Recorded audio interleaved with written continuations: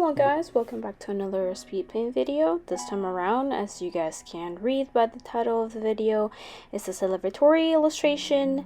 I cannot believe that I finally reached the first milestone on my Twitter account of having more than 50 people following me. It's such a honor and a great accomplishment that 66 people have deemed my art and account worthy of a following. You guys have no idea how much that means to me in general. Thank you guys so much for this, and as well I have to thank you guys for bearing with me with such slower production on art and just a very slow release schedule for artwork lately. It has been a bit hectic on my end with the policy changes of my day job. My patrons eventually would hear the juicy details on that, so if you want to get in on the tea, then consider pledging $1 to my Patreon account. I have yet to do the July update, but I have given the announcement that July will pretty much be dry with news until I have them. Of course, it's going to be lumped with the August update for my patrons, but there will be some exclusive things for them in store. I am currently prepping an unboxing video for them, along with updates and scans of my planner pages for the last month or two. I have to check where I left off last time, but eventually I will start putting out more content. I'm just trying to figure out how I'm gonna make all of this happen within a given amount of time, but we will figure something out. Okay, with all that big preface out of the way, let's get right into the details and process of the speed paint. As always, we start with the line arting of the piece. This time around, I feel I'm getting more comfortable with how Clip Studio functions with the line art. Then again, I have always enjoyed doing the line art process in general, so I hope that shows through. I should mention that I never do my sketches in Clip Studio in general. For the sketches and preliminary work, I like using Firealpaca. Old-time subscribers know that has been my primary digital painting software, and honestly, I stand by the simplicity of the interface and how well I know the program.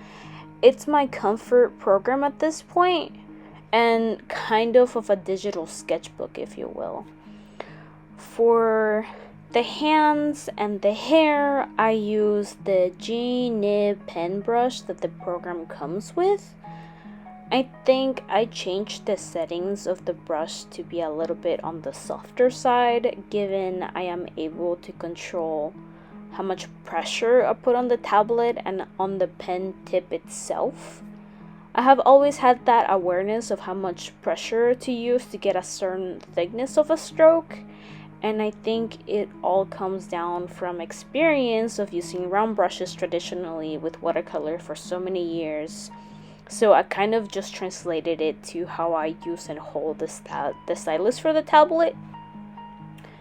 For the clothing and accessories of the ring and glasses, I use the felt pen brush and the mono fill in brush of Clip Studio Paint. These are all default brushes, by the way, so I'm not using anything fancy. I'm still kind of learning the program and becoming familiar with how the program handles all the brush effects. So the more I practice with fine art and original art down the line, I feel like the more skilled I will be with the program for whenever I open up my commissions or redo my commission sheet in general, because I feel like I have made some really good stuff in the last couple of months. I want to say from May up till now. It's kind of crazy how time flies, and also even though I'm putting out slowly more artwork or making more artwork, I feel like slowly I'm trying to hone in on small specific stuff in general. But I think I'm doing well with the amount of time that I have free now to get stuff done. So it's just a matter of scheduling stuff in, sitting down, getting the work done, and learning the program when it does happen. Following this process of getting the liner placed, I proceed to start my coloring process. So I did my gray tone base off screen and began to clean up my edges. If you are kind of new to my content, you might be wondering why I do a gray tone or a base layer of gray first. I'm using a technique similar to oil painting called the grisaille. It gives me a neutral tone background to judge whether the colors I will be using in the piece will be too dark or too light. It's just a habit I developed in art school when I took oil painting classes, and honestly I see the merit in doing it. So I keep doing something similar with my digital work. The next step I do after that is to color in the different parts of the composition with their respective base color layers. And what I mean by that is that I will fill in the hair with a brown color, then clean up the edges so I stay within the line art. And I will do this for each part of the drawing. So there will be a dedicated layer for the sweater, a dedicated layer for the skin tone, one for facial features, and one for the accessories like the glasses and the ring. I like to fill each space in a messy manner because to me it's a lot easier to erase and clean up my edges rather than stressing over coloring up to the edge of the line art, if that makes sense. Again, it's another habit I developed in art school and also from watching other speed paints when I had time as a student. I just saw that it's a lot more common for other people to be messy first and then clean up as they go. Next in my process is doing the shadows, and for the life of me, as you will see eventually, I was struggling with the lighting of this piece. My first issue arose with deciding how to go about doing the shadows for the sweater. I showed the work in progress to a couple of friends, and I also shared it in a few art Discord groups that I recently joined, and they suggested changing some of the folds on the sweater to make it seem more like a natural sweater and not have a different texture. Along with that, I felt my colors were a little off somehow. The sweater just didn't look right. I wasn't sure if it was the brush that I was using that was causing the problem, or if the color I was using wasn't the right color. It wasn't until I realized that I normally do my liner with either a sepia or maroon color that I try to change the color of the line art of the sweater specifically to a darker color, and lo and behold, it worked. Remember kids, color is relative. This is a prime example of like color theory and how it can play tricks on you. Once I figured that out, that the liner needed to change color, I went back into working the shadows of the piece.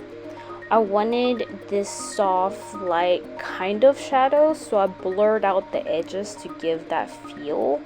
And I mostly used the watercolor brush. I can't remember quite well which one I was using out of the default brushes, but I was switching back and forth between the water brush and the blur tool.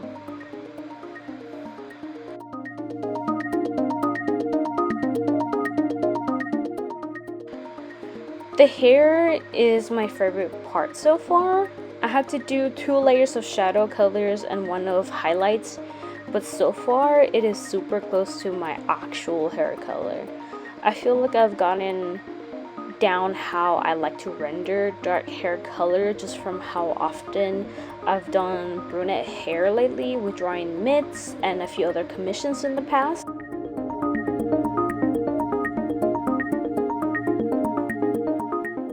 So yeah, I have done a lot of artwork of Mitsuri so far, and there will be a lot more coming in the future. For those unaware, Mitsuri is my self-insert OC, and I guess she will be my avatar now. I just really like doing the self-portraits. They're super fun to do, and it's kind of interesting to like see how I portray myself through a self-portrait. It's kind of interesting how I make the perception of myself into like a digital drawing. So after I've done all that and given the hair some attention, I moved on to rendering the glasses frame and the ring to give them a little bit of more dimension as well.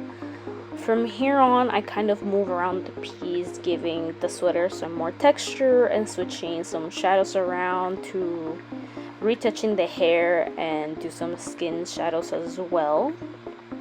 I eventually came to the point where I felt I was satisfied with the results and was ready to move on to something else.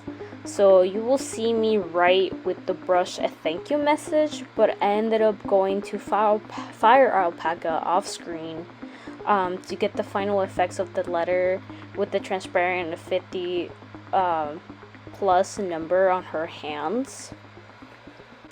Again, I am so grateful for the growing following that I'm achieving over on my Twitter account and also my other social media accounts as well.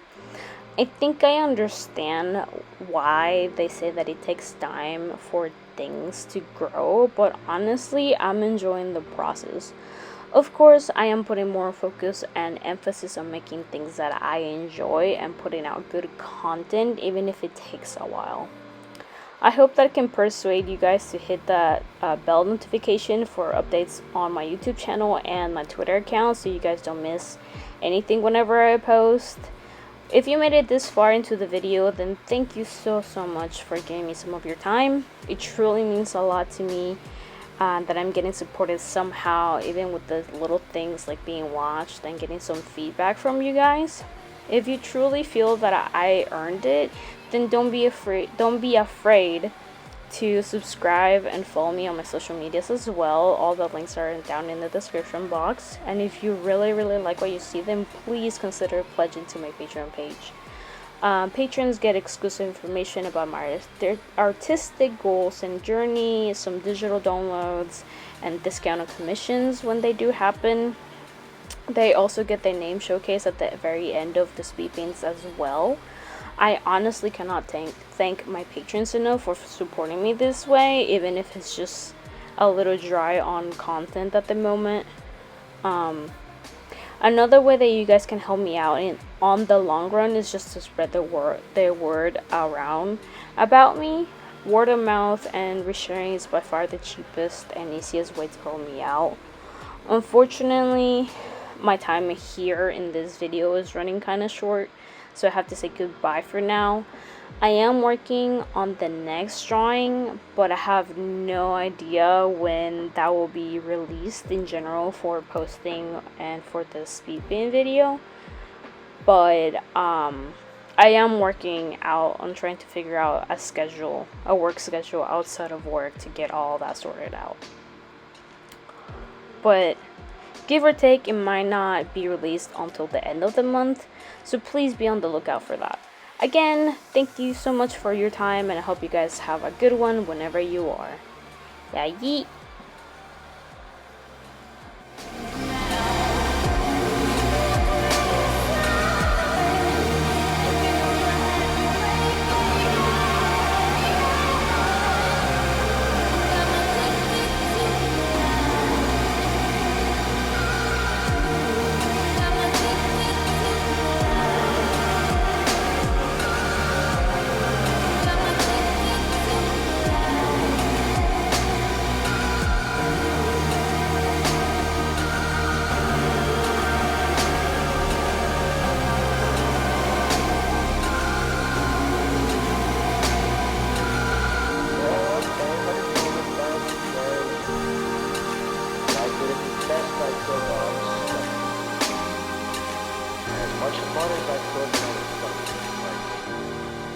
Hard as I could when I was stuck in this place. I dogged as many chicks as I could when I was stuck in this place.